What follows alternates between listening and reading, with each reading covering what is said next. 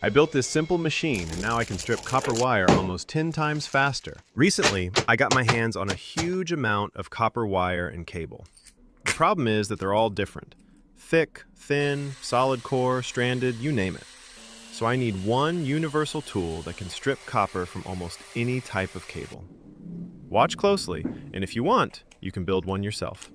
Today, I'm going to make what I think is one of the best homemade wire stripping tools. No more wasting money on cheap tools that break after a few uses. But before we get started, I have a small favor to ask. If you enjoy this kind of content, hit that subscribe button. My biggest goal is to reach 100,000 subscribers on this channel, and we're getting really close.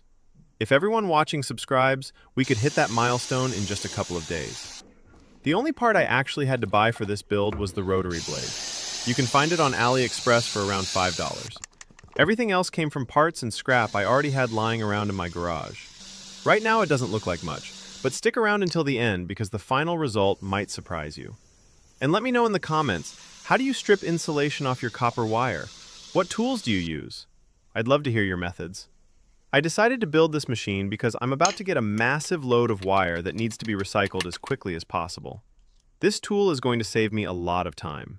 Instead of using 6 or 7 different tools for different types of cable, I'll only need one.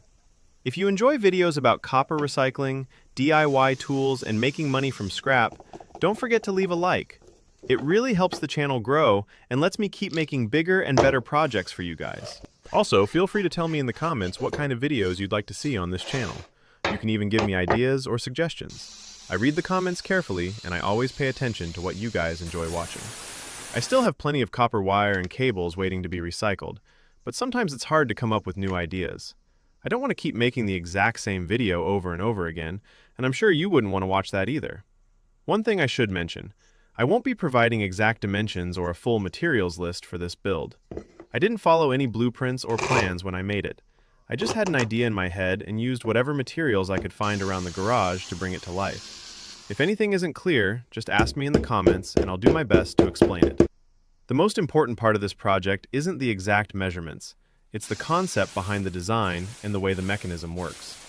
Once you understand that, you can build your own version using whatever materials you have available, whether that's metal, plastic, or something completely different.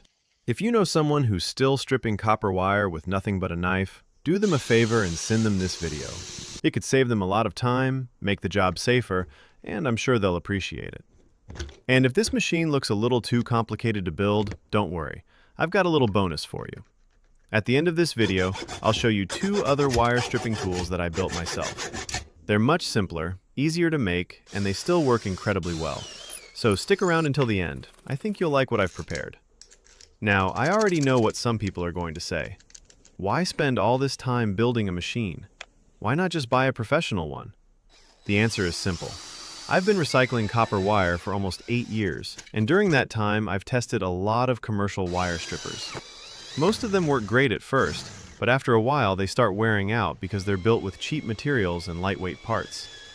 Sure, there is one machine I'd love to have, a fully automatic wire granulator. You just throw the cables into one end and clean copper comes out the other, completely separated from the insulation. But when I added up the real cost, the price of the machine, shipping, import taxes, and the fact that replacement parts can be difficult or expensive to get, I realized it just didn't make sense for me.